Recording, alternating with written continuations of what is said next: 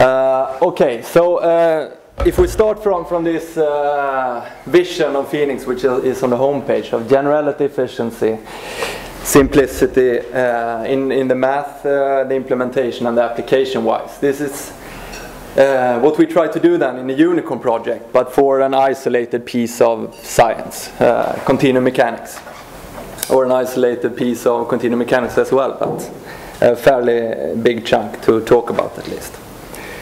So what this is about is to try to design and adapt the finite element solver for fluid and structure mechanics and fluid structure interaction problems, including acoustics as well.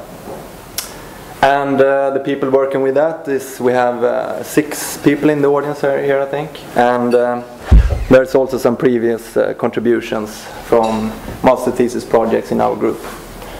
So we have this, since last year we have this KTH Computational Technology Laboratory, where the focus is on computation and simulation technology, both applying towards different scientific questions and to develop the basic tools for this simulation technology. And we have projects geared toward acoustics, modeling a human. Yeah, so this is the theme of the conference, the ping pong stuff.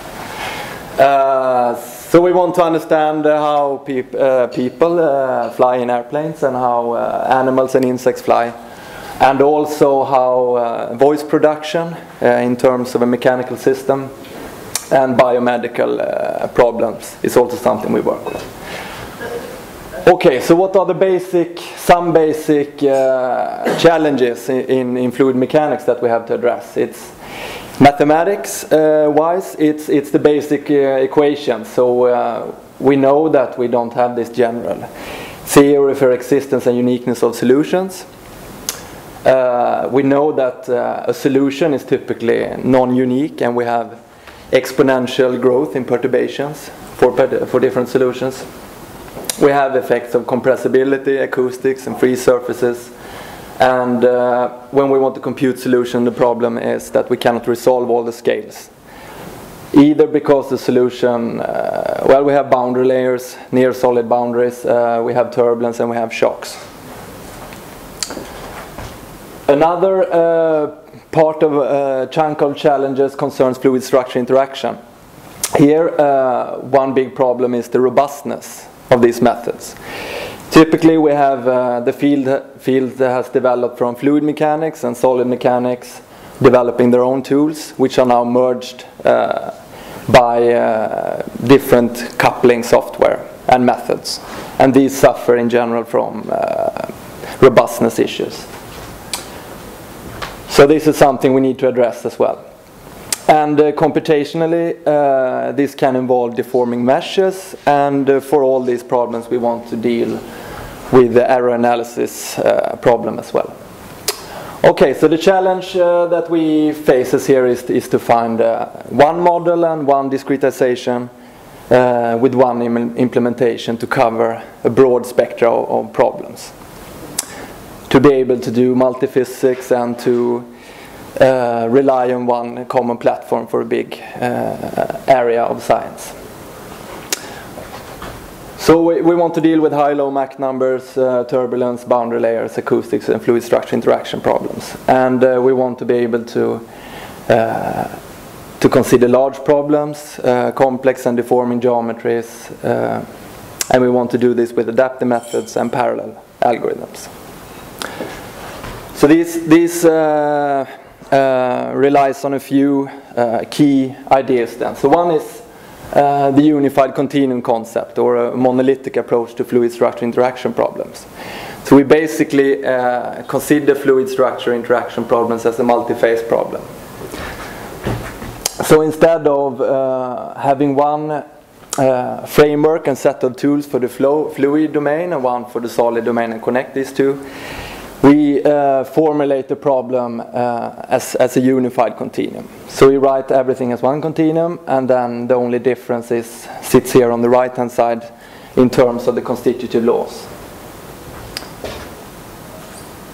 Right. And typically in the discretization we let the mesh track the solid deformation. So what is a solid phase at time 0 is typically a solid all through the simulation.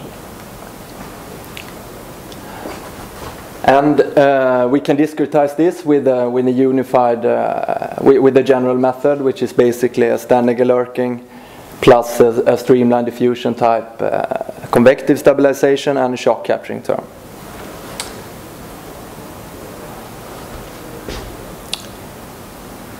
Yeah, so an example can be the flow case. So as a model for a high Reynolds number flow. So the viscous terms here would be 0, and we only have a pressure. And the pressure can come from an ideal gas law for gas dynamics, or it can be, if we have an incompressible fluid, it can be solved from a weak satisfaction of the divergence-free condition or something like that. So this system is now for density, momentum, and energy. And we get this pressure is given from this constitutive laws. Okay, so this is fairly general still. It's high Reynolds number flow, it's high and low Mach numbers. So what can we say about this model mathematically? We can say that we know that we cannot prove that there is an exact classical solution to this system. So instead what we have is that we can consider weak solutions. So we have weak solutions, and then we want to be able to say something about these weak solutions. And the concept we use is well-postness, meaning that these possibly non-unique weak solutions, when evaluated, when we evaluate some functional on these solutions, like the drag force or lift force of an airplane, for example, this is well-posed in the sense that this quantity is well-defined and it's computable and it's stable to perturbations. And we can analyze this using the framework of adjoint solutions. So we can solve particular solutions to analyze the sensitivity with respect to these functions. Okay, and then we have an adaptive algorithm building on this mathematical framework, which basically boils down to starting from an initial mesh, typically coarse, then refining and unrefining elements based on error indicators for these different parts of the final element mesh. And if we deal with turbulent solutions, we do not have specific turbulence models. This is taken care of by the stabilization of the method. And we have error indicators indicating the effect of the discretization error and from the stabilization error, connecting to a modeling error since we are regularizing the equations.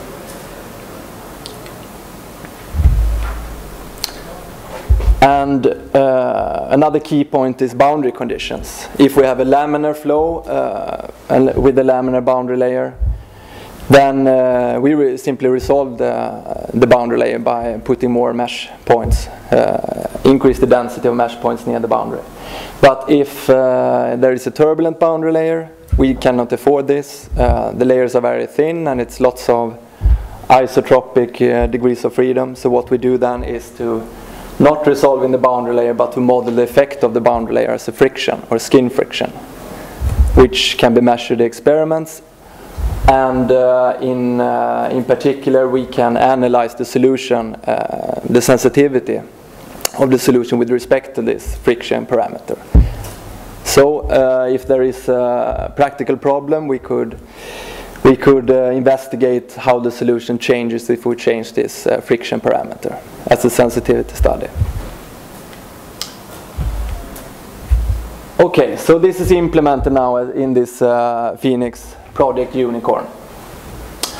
So this started from an incompressible solver and a solid solver.